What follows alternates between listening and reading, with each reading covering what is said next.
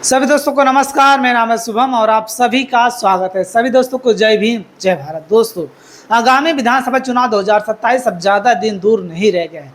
तो दोस्तों, ऐसे में पश्चिमी उत्तर प्रदेश से बहुत बड़ी खबर आई, जहां पर समाजवादी पार्टी को छोड़कर बहुजन समाज पार्टी में एक दिग्गज नेता शामिल हुए। जो बहुजन समाज पार्टी में जैसे ही शामिल होते हैं, बहन जो ने अपना प्रत्याशी भी बनाने का काम करते हैं। तो दोस्तों, यानी कि आप मान सकते हैं कि पश्चिमी उत्तर प्रदेश में बहुजन समाज पार्टी एक बार फिर से अपना मजबूती के साथ चुनाव लड़ने जा रही है, और उस प्रत्याशी का क्या नाम है वो भी हम समझेंगे। और बहुजन समाज पार्टी में जिस तरीके से बहन जी की नीतियों को मानते हुए बहन जी के पार्टी में शामिल हो रहे हैं, तो ऐसे में कहा जा रहा है कि आने वाले 2027 में बहन जी की सरकार बनने जा रही है। क्योंकि आप लोग देख ही रहे होंगे, बहन जी की जब जब सरकार रही, 4 बार मुख्यमंत्री हैं, तो किसान हो, नौजवान हो या देश के तमाम ऐसे नागरिक हों जो बहन जी के सरकार की सराहना करते थे, उनके कानून व्यवस्था को लेकर, सर्वजन हिताय सर्वजन सुखाय के नारों को लेकर, क्योंकि उनकी सरकार में किसी का पक्षपात नहीं होता था। सभी लोगों को ध्यान दिया जाता है, सभी वर्गों का ध्यान दिया जाता था। तो दोस्तों, ऐसे में समाजवादी पार्टी को छोड़कर बहुजन समाज पार्टी में एक दिग्गज नेता शामिल हुए हैं, जो कि हम आपको इस वीडियो के माध्यम से समझाएंगे। और आने वाले 2027 विधानसभा चुनाव में बहुजन समाज पार्टी की क्या स्थिति रहने वाली है, ये भी हम समझेंगे। और पिछले हुए विधानसभा चुनाव 2022, 2012, 2017 में बहुजन समाज पार्टी की क्या स्थिति रही है, ये भी हम जानेंगे। तो दोस्तों, हम वीडियो की शुरुआत करते हैं। और वीडियो पसंद आए वीडियो को लाइक, चैनल को सब्सक्राइब जरूर करना दोस्तों, क्योंकि बहुजन समाज पार्टी की खबर इस चैनल पर आपको प्रमुखता से देखने को मिलती है। दोस्तों, आप लोग दोस्तों देख सकते हैं, इनका नाम है चौधरी सत्य प्रकाश भराला जी, जो कि अभी इस दुनिया में नहीं है, लेकिन ये समाजवादी पार्टी के दिग्गज नेता थे और मंत्री थे। और इन्हीं के पुत्र विनीत भराला, चौधरी विनीत भराला, जो अभी समाजवादी पार्टी को छोड़कर बहुजन समाज पार्टी में शामिल हुए हैं। और बहुजन समाज पार्टी बसपा सुप्रीमो बहन जी ने इन्हें अपना प्रत्याशी चौधरी विनीत भराला को बना दिया है। और कौन सी विधानसभा सीट? मेरठ जिले की दोस्तों सरधना विधानसभा सीट से बहन जी ने अपना प्रत्याशी बना दिया है। और 19 अगस्त को एक विशाल रैली थी, जहां पर आप लोगों ने वीडियो के माध्यम से देखा ही होगा, का अच्छे खासे जो जनता आई थी इस विधानसभा सीट पर, जो बहुजन समाज पार्टी को चाहने वाले हैं, अपार जनसंख्या में शामिल हुए हैं। तो चौधरी विनीत भराला की अगर हम ऐतिहासिक रणभूमि जाएं, तो मैंने आपको बताया है कि ये बहुजन समाज पार्टी के टिकट पर सरधना से विधानसभा चुनाव की तैयारियों में जुटे हैं, जो कि मैंने आपको बताया कि बहन जी ने अपना प्रत्याशी बना दिया है। वह पश्चिमी उत्तर प्रदेश की राजनीति में एकदम उभरते हुए जाट चेहरे के रूप में माने जाते हैं। हाँ दोस्तों, इनकी पृष्ठभूमि हम बात करते हैं क्या रही है, राजनीतिक पृष्ठभूमि और परिचय।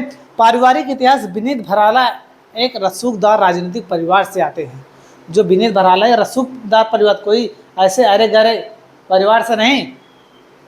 उनके पिता स्वर्गीय सत्य प्रकाश भराला सरधना क्षेत्र के एक कद्दावर नेता थे।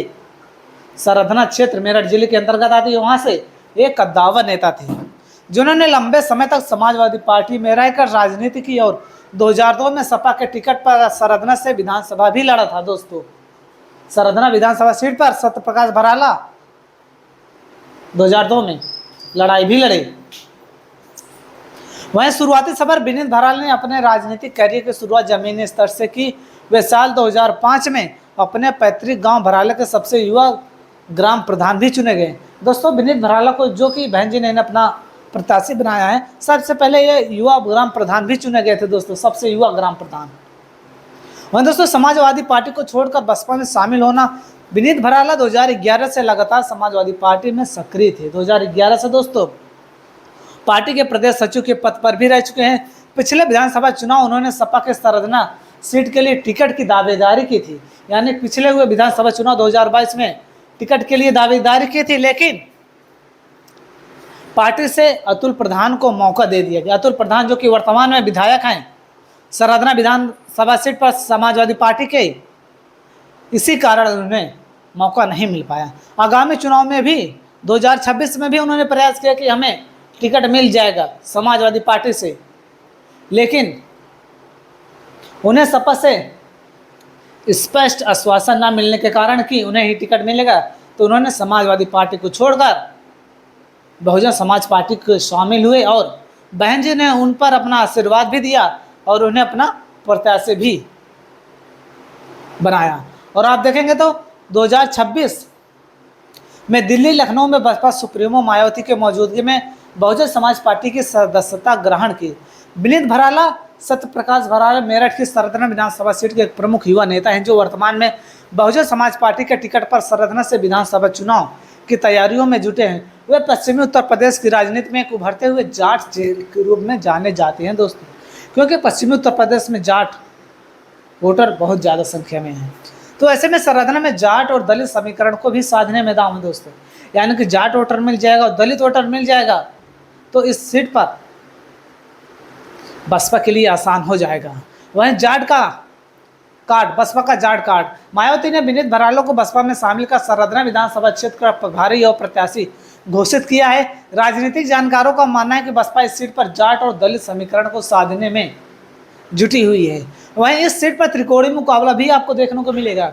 विनीत भराला की सरदना के चुनावी मैदान में एंट्री होने से यहाँ राजनीति पूरी तरह गर्मा गई है। अब यहाँ मुकाबला वर्तमान सपा विधायक अतुल प्रधान और भाजपा के पूर्व विधायक संगीत सोम के बीच न रहकर भाजपा बनाम सपा बनाम बसपा हो चुका है, जिससे दोनों ही पारंपरिक दलों के लिए मुश्किलें खड़ी हो सकती हैं। चुनाव त्रिकोणीय होता हुआ दिख रहा है दोस्तों, जब दलित मुस्लिम गठजोड़ या दलित गठजोड़ समीकरण को पूरी तरह बदल देता है दोस्तों। इस विधानसभा सीट पर जाट और सैन्य वोटर अच्छी खासी संख्या में हैं दोस्तों। जाट और सैन्य मतदाता भी यहाँ चुनाव को रुख मोड़ने की क्षमता रखते हैं। आरएलडी और भाजपा के गठजोड़ या विरोध के आधार पर जाट वोटों का बिखराव या ध्रुवीकरण तय होता है दोस्तों। आरएलडी और भारतीय जनता पार्टी का इस विधानसभा सीट पर गठबंधन है ही 2024 में, लेकिन पिछले विधानसभा चुनाव में आरएलडी और समाजवादी पार्टी का गठबंधन था, जब अतुल प्रधान समाजवादी पार्टी से वहाँ पर विधायक बने, लेकिन इस बार तो समाजवादी पार्टी से अलग हो गए हैं। तो ऐसे में कहा जा रहा है पर त्रिकोणीय मुकाबला आप लोगों को देखने को मिलेगा। वर्तमान में इस सीट से समाजवादी पार्टी के अतुल प्रधान हैं। हालांकि आगामी चुनाव को देखते हुए बहुजन समाज पार्टी द्वारा जाट समाज के युवा नेता विनीत भराला को मैदान में उतारे जाने से यहाँ का मुकाबला त्रिकोणीय हो गया, जिससे भाजपा संगीत सोम, सपा अतुल प्रधान और बसपा के बीच जाति समीकरण नए सिरे से बनते दिख रहे हैं। और इस सीट पर मुस्लिम समीकरण भी दोस्तों साधने की कोशिश करते हैं सारे दल। वहीं इस विधानसभा सीट पर समीकरण और मुख्य कारक क्या है? वहीं सरदना सीट पर यहाँ मुस्लिम मतदाताओं की संख्या सबसे अधिक है। यहाँ वर्ग यहाँ किंग मेकर की भूमिका निभाता है। यदि मुस्लिम वोटों का एकमुश्त ध्रुवीकरण किसी एक दल जैसे सपा या बसपा के पक्ष में होता है तो वह प्रत्याशी बेहद मजबूत स्थिति में होता है। ठाकुर और गुर्जर, इस विधानसभा सीट पर ठाकुर चौबीसी राजपूतों के गांव का खासा राजनीतिक प्रभाव है। परंपरागत रूप से ठाकुर मतदाता भारतीय जनता पार्टी के बड़े समर्थक रहे हैं। वहीं दूसरी ओर गुर्जर मतदाता भी यहाँ बड़ी संख्या में हैं, जो चुनाव में हार जीत तय करने में अहम भूमिका निभाते हैं। दलित मतदाता का कोर वोटर माने जाने वाली बहुजन समाज पार्टी दलित समाज की अच्छी खासी संख्या भी है यहाँ पर। वहीं त्रिकोणीय मुकाबला यहाँ से दलित और मुस्लिम गठजोड़ या दलित जाट गठजोड़ समीकरण को पूरी तरह बदल देगा। वहीं इस विधानसभा सीट पर हम देखेंगे तो किसकी कितनी संख्या रही है। मुस्लिम 1 लाख से 1,10,000, दलित 65-70,000, ठाकुर राजपूत 50 से 55, गुर्जर 35 से 40, जाट 25 से 30,000, सैनिक कश्यप 20 से 25,000, वैश्य ब्राह्मण बनिए लगभग 20 से 25,000 है दोस्तों। वहीं इस विधानसभा सीट पर 2022 का रिजल्ट हम देखेंगे तो यहाँ से आप देखेंगे तो अतुल प्रधान समाजवादी पार्टी से लड़े हैं, जब समाजवादी पार्टी और आरएलडी का गठबंधन था इनको वोट मिला है 1,18,000। बीजेपी से संगीत सोम लड़े हैं, इनको मिला 1 लाख। वहीं बीएसपी से संजीव धामा लड़े हैं, बीएसपी से इनको 18,000 वोट मिला है। यानी कि आप मान सकते हैं 2022 विधानसभा चुनाव में बहुजन समाज पार्टी इस विधानसभा सीट पर सिर्फ 18,000 वोट ही हासिल कर पाई है, लेकिन आने वाले 2027 में अच्छी खासी कड़ी टक्कर देने जा रही है इस विधानसभा सीट पर। वहीं 2017 विधानसभा चुनाव की बात करें, संगीत सोम बीजेपी से लड़े हैं, इनको 57,000 वोट मिला, जो कि 2017 में इनको जीत हासिल हुई है। अतुल प्रधान समाजवादी पार्टी से लड़े, इनको 76,000। बीएसपी से लड़े हाजी इमरान याकूब, इनको मिला है 57,000। यानी बहुजन समाज पार्टी से हाफिज याकूब लड़े हैं, इनको 57,000 वोट मिला। यानी कि बहुजन समाज पार्टी का अच्छा खासा वोट बैंक है इस विधानसभा सीट पर। वहीं दोस्तों पिछले विधानसभा चुनाव 2012 की बात करें तो 2012 विधानसभा चुनाव में देखेंगे तो बीजेपी लड़ी है, संगी सोम यहाँ से विनर रहे, 62,000 वोट मिला। हाजी मोहम्मद याकूब आरएलडी से लड़े, इनको 50,000। समाजवादी पार्टी से अतुल प्रधान लड़े हैं, 48,000। वहीं चंद्रवीर सिंह लड़े हैं बीएसपी से, उनको मिला है 44,000 वोट। तो दोस्तों आप मान सकते हैं इस विधानसभा सीट पर आने वाले 2027 में जिस तरीके से विनीत भराला ने पाला बदला है, मामला त्रिकोणीय हो गया है।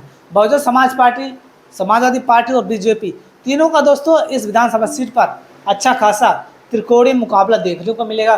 तो दोस्तों आप लोगों की क्या राय है इस विधानसभा सीट पर, आप लोग जरूर कमेंट करके बताएं और हम फिर मिलेंगे किसी अन्य वीडियो।